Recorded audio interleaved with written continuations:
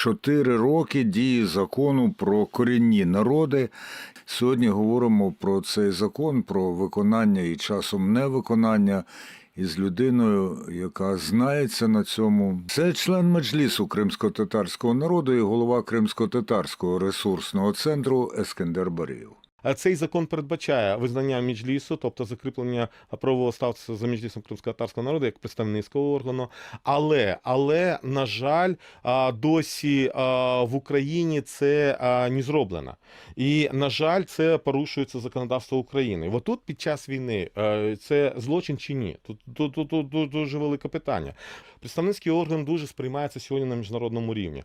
Представницький орган, його представники можуть брати участь, в тому числі в переговорних процесах і бути гарантами того, що Крим є частиною України. Дуже важливий механізм для реалізації захисту прав корінних народів з одного боку, і з іншого боку, дуже важливий демократичний механізм для того, щоб можна було стримати Крим, тому що після деокупації, я вам чесно скажу, маючи досвід з 1991 року незалежності України до окупації, що там, скажімо, надавати право прямого представництва, а там буде все одно залишатися п'ята колона, яка буде дуже погано впливати на демократичний розвиток України.